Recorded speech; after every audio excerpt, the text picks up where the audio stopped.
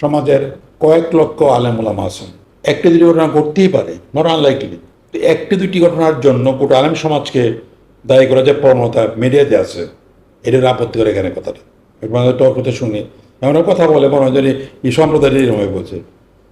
এই ধরনের প্রবণতা মিডিয়া ব্যক্তিত্বের বা কিছু যারা সেকুলার পলিটিশিয়ানরা আর এইগুলো মজা করে, নিজেরা কিন্তু এর সঙ্গে অনুজড়িত, পুরো আলোচনায় তারা আনতে রাজি না। কিন্তু একটা আলেম, এইটা সত্য কথা, সাদা কাপড়ে একটা তাক ছোটো তাক পরে দেখা যায়, মানলাম আমরা।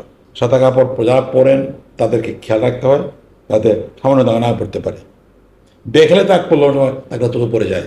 এই জন্য আলেম সম্প্রদায় যাদের সমাজে ধর্মীয় আসনে তারা অধিষ্ঠিত, বা মানুষের নসিহত করেন, তাদের মধ্যে দিয়ে কোনো কুলাঙ্গারে বেরিয়ে যায় যেগুলো আলেম সমাজের কলঙ্ক স্থাপন করে, অবশ্যই বাঁকড়া করতে হবে তাকে, কিন্তু এটা স্পষ্ট প্রমাণের ভিত্তিতে করতে হবে।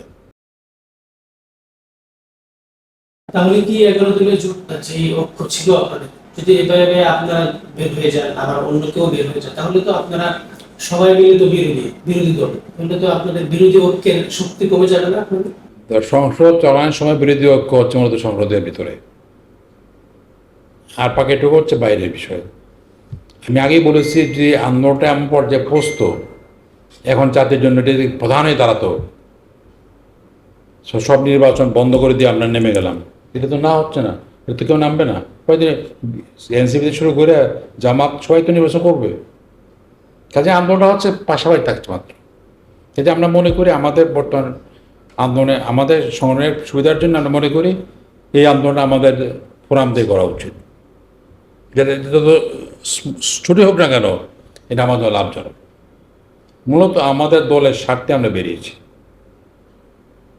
দলকে গুছানোর কাজ করা দরকার। কারণ বিগত একটা বছর ধরে আমরা তো ওকে জন্য বহুত কাজ করেছি, ওকে জন্য কথা বলেছি, ওকে নির্বাচন করেছি, ফলবান জায়গায় আমরা করেছি তো সবাই মিলে, এবং আমরা মনে করি যে আমরা ভুল করি নাই, এটা সত্য। কারণ ঐক্যবদ্ধ মূল ফর্মটা আমি দিয়েছিলাম প্রথমে 2023 সালে জেল দেবের পর যেমন, এরপরে এটা ইসলাম আন্দোলন গ্রহণ করেছিল, পরিষদ জামাত গ্রহণ করেছে, এক পর্যায়ে এনসিপি যুগ হয়েছে। কাজে এই ঐক্যের ধারণা সবসময় আমরা পোষণ করি এবং ঐক্যবদ্ধ আন্দোলন হওয়ার প্রয়োজন মনে করি, কিন্তু ঐক্য তো সবসময় ঐক্য থাকে না। ঐক্যবদ্ধ হচ্ছে বৃহত্তর কজে পৌঁছার জন্যে, এবং সেটা ক্লাইম্যাক্সে পৌঁছাবে তখনই আমরা সব দল একত্রিত হয়ে কাজটা করা উচিত। যেমন আপনি দেখেন 24-এ যখন সব দল তো কম বেশ সহযোগিতা করেছে গাজা পরিমণ্ডলে, কাজে এটা সামনের দিনে সত্য হবে। এই মুহূর্তে আমরা মনে করি আমাদের দলের প্রয়োজনে, দলের কর্মীরা মনে করে, সংগঠন মনে করে, সদস্যরা মনে করে যে আমাদের ঐক্য প্ল্যাটফর্ম না থেকে আমাদেরকে দলীয়ভাবে কর্মসূচি পালন করা উচিত, এতে দল শক্তিশালী হবে, দল বোঝানো সম্ভব হবে। আমরা এই কাজটা করছি। জামায়াত বিরোধী দল হিসেবে কেমন করছে আপনি একজন রাজনৈতিক ব্যক্তি হিসেবে? আর দ্বিতীয় বিষয় হলো যে জামায়াতের একজন এমপি নারী কেলেঙ্কারি সারা দেশে ভাইরাল হয়েছে এবং ওনাকে জামাত বহিষ্কার করেছে দলীয়ভাবে, এবং আরেকজন এমপি গতকালকে আপনি দেখেছেন যশোর 4 এমপি যিনি, ওনারও বাসায় একটি ঝামেলা হয়েছে, ওনার মেয়ে একটা মাদ্রাসা ছাত্রকে মারপিট করেছে, এটা নিয়ে এলাকাবাসী ওনার বাসায় হামলা করেছে। তো এই যে সামগ্রিক এই বিষয় জামাতে বিরোধী দলীয় নেতা যারা রয়েছেন, বিরোধী দলে জামায়াত বিরোধী দলে আছেন, জামায়াত কি বিরোধী দল হিসাবে ভালো করছেন আপনার মতে, নাকি তারা ভালো করতে পারছেন না বা পারবেন না? এখন ধরেন রিভিউ করা তো কঠিন এই মুহূর্তে। আপনি যে স্বার্থের কথা বললেন, এমপি ব্যাপারে জামাত সিদ্ধান্ত নিয়ে এসছে, বাস এটা আমার আর বলার কিছু নাই। একজন অপরাধ করেছে, অপরাধ তারা পেয়েছে, তারা সিদ্ধান্ত নিয়ে ফেলেছে, এটা নিয়ে আমার কোনো বক্তব্য এই মুহূর্তে আর নেই। আর যেটা বললেন যে যশোরের যে ঘটনাটা বললেন, সেটা আমি একজন তার মেয়ে কোন সালকে মেরেছে এটা কেন্দ্র করে, এটা নিহায়ত স্থানীয় ব্যাপার, এটা কোনো ন্যাশনাল পলিসি কোনো ইস্যু না। আরেকটি বিষয় আপনার কাছে জানতে চাই, সেটি হলো যে কওমি মাদ্রাসা ভিত্তিক যে ইদানিং আপনি দেখছেন যে সারা দেশে বিভিন্ন জায়গায় মাদ্রাসার শিক্ষার্থীদেরকে মাদ্রাসার শিক্ষক কর্তৃক নির্যাতন করা হচ্ছে, এরকম ভিডিও সামাজিক যোগাযোগ মাধ্যম বা নিউজে দেখছি। এবং কিছু কিছু অনাকাঙ্ক্ষিত এমনও ঘটনা ঘটছে যে বলাৎকারের ঘটনাও আমরা দেখছি। যে বিষয়ে আপনারা যারা ইসলামী দল আছে এ বিষয়ে আপনাদের বক্তব্য কি এবং এটা সুরাহার ব্যাপারে আপনাদের কি পরামর্শ আছে বা কি? প্রথম কথা হচ্ছে, ঘটনা যদি কোথাও ঘটে থাকে, সত্য ঘটে থাকে, তাহলে এটা অবশ্যই নিন্দনীয়, শাস্তিযোগ্য অপরাধ। কিন্তু প্রশ্ন হচ্ছে, আমাদের মিডিয়া বেশিরভাগ ক্ষেত্রেই গ্যাস ওয়ার্ক ভিত্তিতে কিন্তু পাবলিসিটি দেয়, এবং এর আগে অনেক ঘটনা হয়েছে, পরে দেখা গেছে রিয়েলি ঘটনা না। যেমন এমনকি আমাদের একজন ভাইকে জেলও খাটতে হয়েছে, মানে ফলস করে করে এগুলো করেছে, পরে যাই হোক সে জেল থেকে ছাড়া পাইছে, মামলা প্রমাণিত হয়েছে সে এগুলো সত্য নয়। এই ধরনের ঘটনা যেহেতু আমাদের অভিজ্ঞতায় আমাদের একজন ভাইয়ের উপরে অভিযোগ আসছে এবং অভিযোগ মিথ্যা প্রমাণিত হয়েছে, আমি মনে করি যে অনেক যে অভিযোগগুলো আসে, এগুলো আপনার দায়িত্ব হচ্ছে তো ষড়যন্ত্র করা।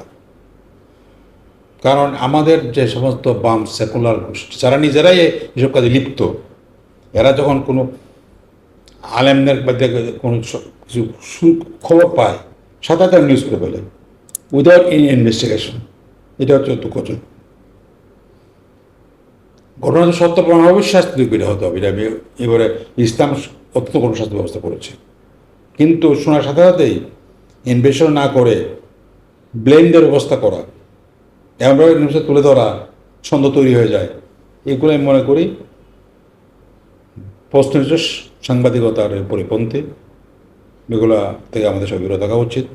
ওলামা কেরাম তো ধরে না, বিষয়টা এমন বিষয়, ওলামা কেরাম পদক্ষেপের বিষয় না। এটা হচ্ছে, যেহেতু ইসলামীকে শক্ত অন্যায় বলেছে, অপরাধ বলেছে, যে ইসলামের লোক যদি কখনো এসে জড়িত হয়ে পড়ে, এটা অবশ্যই নিন্দা করতে হবে। আমার কথা হচ্ছে, স্পষ্ট প্রমাণিত হওয়ার পরে নিন্দা করতে হবে, এবার আপত্তি নাই, এটা করতেই হবে। একজন আলেমের থেকে যখন দুষ্ট লোক বেরিয়ে যায়, নিন্দা করতে হবে না।